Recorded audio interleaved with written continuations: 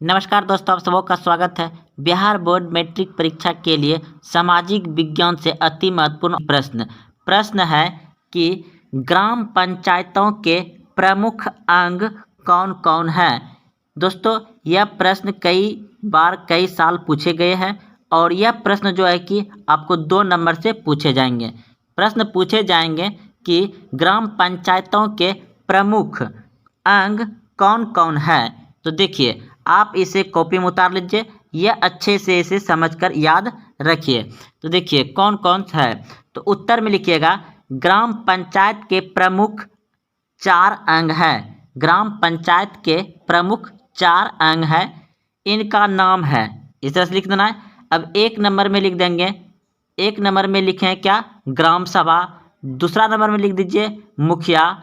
तीसरा नंबर में लिख दीजिए ग्राम रक्षा दल और चौथा नंबर लिख दीजिए ग्राम कचहरी। तो दोस्तों, यह पंचायत के प्रमुख 4 अंग होते हैं जो कि आपके सामने स्क्रीन पर लिखा हुआ है। आप इसे याद कर लीजिए, 2 नंबर पक्का है। तो 4 अंग समझ गए कौन कौन होते हैं। 4 अंग ग्राम सभा, मुखिया, ग्राम रक्षा दल, ग्राम कचहरी। सत्याग्रह पर एक टिप्पणी लिखें। सत्याग्रह से आप क्या समझते हैं। तो देखिए, सत्याग्रह का दर्शन सत्य और अहिंसा पर आधारित है। सत्याग्रह का दर्शन और सत्य और अहिंसा पर आधारित है। गांधी जी का मानना था कि कोई उद्देश्य जो सत्य से प्रेरित और अन्याय के विरुद्ध हो, उसकी प्राप्ति के लिए शारीरिक शक्ति की आवश्यकता नहीं पड़ती है। एक सत्याग्रही बिना किसी हिंसक क्रिया के सत्य और अहिंसा के बल यानी कि काल पर शत्रु को पराजित कर सकता है। गांधी जी के अनुसार सत्याग्रह दुर्बलों का नहीं, सवालों का हथियार है। तो गांधी जी का मानना है कि हिंसा पर ही कोई चीज वो सत्य से जीत सकते हैं, शारीरिक बल से नहीं, यानी कि कोई भी हथियार से मार दंगा करके नहीं। नमस्कार दोस्तों, आप सबों का स्वागत है। बिहार बोर्ड मैट्रिक परीक्षा में सामाजिक विज्ञान से पूछे जाने वाला प्रश्न दल बदल कानून क्या है। दल बदल कानून जो है कि आपको 2 नंबर से पूछे जाएंगे। तो यह दल बदल कानून क्या है। तो देखिए, भारत एक बहुदलीय लोकतांत्रिक राष्ट्र है। भारत एक बहुदलीय लोकतांत्रिक राष्ट्र है। निर्वाचित प्रतिनिधि अपने हित या अन्य किसी कारण से अपने दल को छोड़कर अन्य दल में मिल जाता है। तो आप समझ गए कि भारत क्या है। भारत एक बहुदलीय लोकतंत्र राष्ट्र है।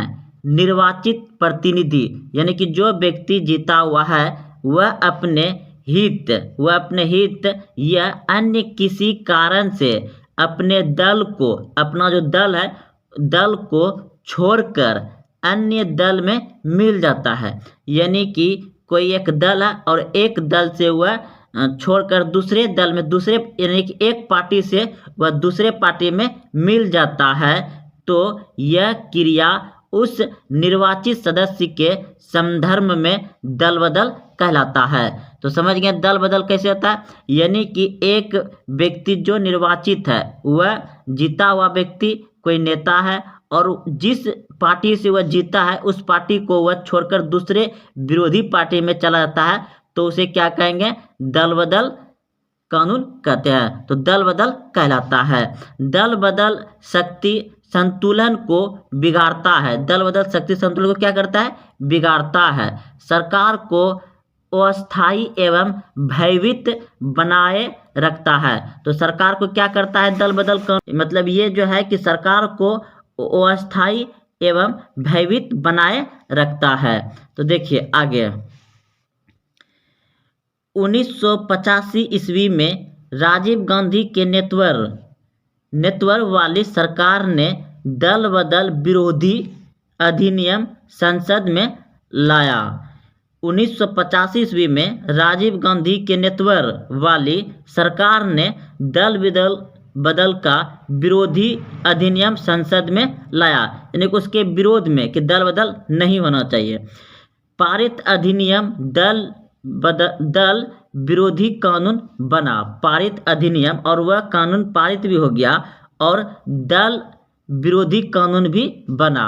यदि किसी पार्टी से निर्वाचित सदस्यों का 1/3 भाग अलग होता है तो यह दल बदल नहीं कहलाएगा। यानी कोई एक पार्टी है जिसमें से कि उस पार्टी में 5 व्यक्ति है, अब 5 व्यक्ति में से 3 व्यक्ति अगर वह छोड़ रहा है पार्टी तो वह दल बदल नहीं कहलाएगा।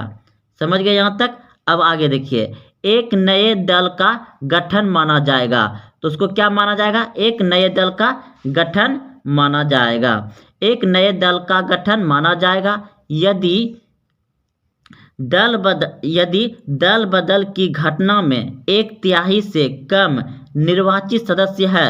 यदि दल बदल की घटना में, यानी एक पार्टी से दूसरे पार्टी में जा रहा है व्यक्ति, अगर वह 1/3 से कम है तो यह दल बदल माना जाएगा। तब उसको क्या माना जाएगा? दल बदल। यानी कि एक पार्टी में अगर 5 व्यक्ति है, 5 व्यक्ति में से एक व्यक्ति जा रहा है या 2 व्यक्ति जा रहा है तो उसे हम क्या मानेंगे? दल बदल मानेंगे। लेकिन अगर उस 3/3 यानी कि 5 व्यक्ति में से 3 व्यक्ति जा रहा है तो उसे दल बदल नहीं मानेंगे। क्या मानेंगे? उसे एक नया दल गठन माना जाएगा। यदि दल बदल की घटना में 1/3 से कम निर्वाचित सदस्य है तो यह दल बदल माना जाएगा। तो दल बदल समझ गए? अगर कम है तो उसे दल बदल माना जाएगा। दल बदलने वाले निर्वाचित प्रतिनिधि की सदस्यता विधायक से समाप्त कर दी जाती है। तो ये आपका दल बदल कानून क्या है आप समझ गए। हो सके तो आप इसे एक बार कॉपी में लिख लें या तो फिर से शांति से वीडियो को पूरा देखें और समझें। प्रश्न है, बिहार में जूट उद्योग पर एक टिप्पणी लिखिए। तो देखिए, आप उत्तर में देख रहे हैं कि जूट उद्योग बिहार राज्य का प्रमुख उद्योग है। जूट उद्योग बिहार राज्य का प्रमुख उद्योग है। स्वतंत्रता के पूर्व यानी आज़ादी से पहले भारत में कुल 110 जूट कारखाने थे, जिसमें अधिकांश पश्चिम बंगाल एवं बिहार में ही केंद्रित था। बिहार राज्य में जूट के 3 बड़े कारखाना कटिहार, पूर्णिया एवं दरभंगा में है, जिसमें कटिहार का जूट कारखाना ही कार्यरत है। यानी प्रश्न को दोस्तों आप समझ गए होंगे कि बिहार में जूट उद्योग का क्या महत्व था आज़ादी से पहले और अभी क्या महत्व है। तो आप ये समझें कि बिहार में जूट उद्योग का मिल बहुत सारा था।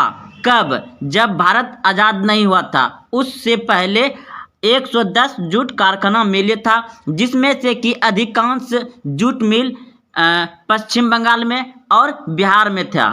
और सबसे बड़ा बिहार में 3 प्रमुख कारखाना का नाम लिख देंगे, जैसे कि आपका है कटिहार, पूर्णिया, दरभंगा। लेकिन अभी एक ही जूट कारखाना मिल चालू है जो कि आपका है कटिहार का जूट कारखाना मिल ही कार्यरत है। कार्यरत मतलब चालू होता है। तो दोस्तों यह आपका 2 या 3 नंबर से प्रश्न पूछे जाएंगे। आप इसे अच्छे से कॉपी में उतार लें एक बार और 1-2 बार पढ़ लें। जय हिंद, जय भारत।